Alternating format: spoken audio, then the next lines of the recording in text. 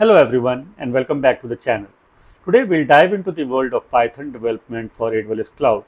Specifically, we'll explore how PyAWS SSO library simplifies your workflow when using AWS SSO credentials. Traditionally, interacting with AWS services from Python often involved managing access keys or using AWS CLI to configure credentials.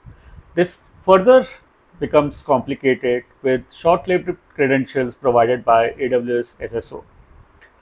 This is where PyAWS SSO comes in. It's a Python-based library that simplifies authentication with AWS SSO. With PyAWS SSO, you can leverage your existing credentials to seamlessly access AWS services from your Python application. It addresses many challenges provided to us by temporary AWS credentials, and it helps enhance the security, simplifies the credential management, effortlessly allows us to switch roles.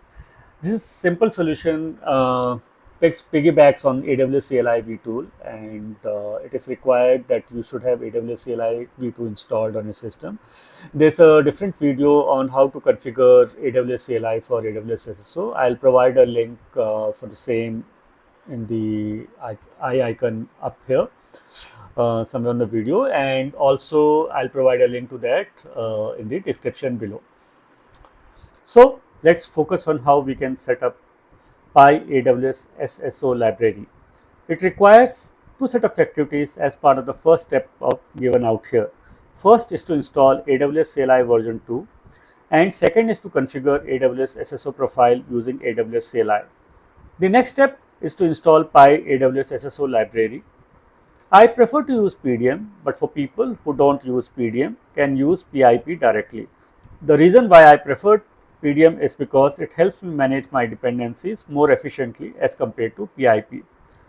For the step 3, let's take a sample project which helps us demonstrate how to use PyAWS SSO. Let me first get rid of this virtual environment.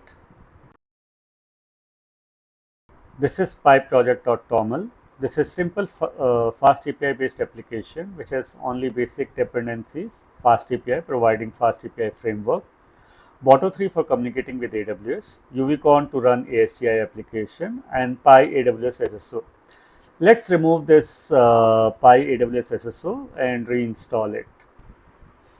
Run pdm add PyAWS SSO to install the library. This is also creating the virtual environment because we have just now deleted it as part of the installation process. It will install all the dependencies and any dependencies thereafter. Let's wait for a moment to complete this process.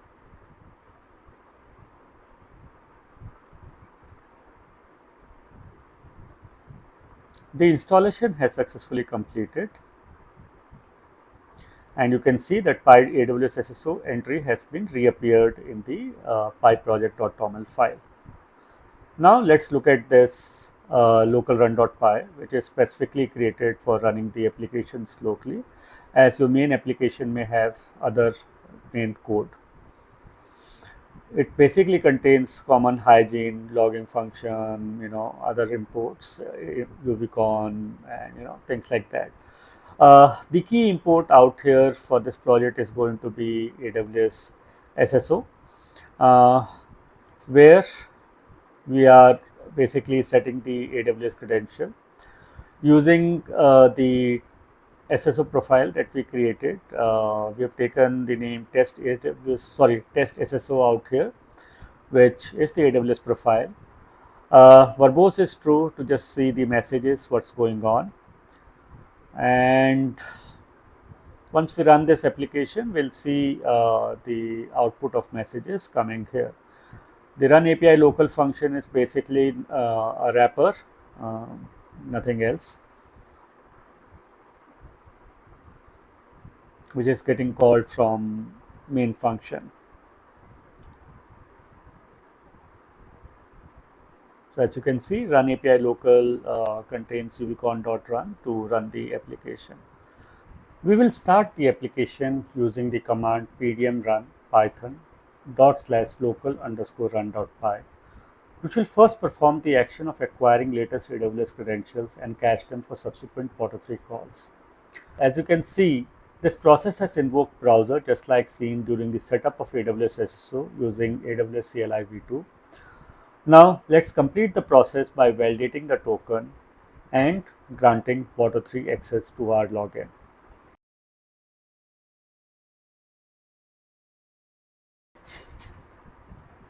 We can close this window now.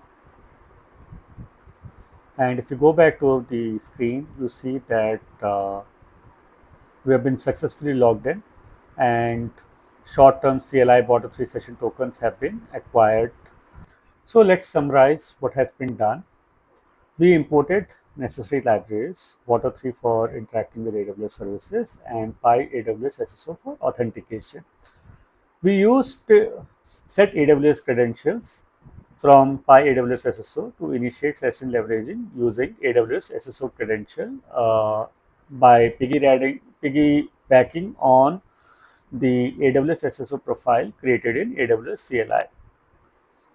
So we can say that by using PyAWS SSO, you can focus on writing your Python code for interacting with AWS services without worrying about managing the credentials. I'm sure this can significantly improve your development experience and your security posture. Please feel free to leave comments below if you have any further questions about PyAWS SSO library.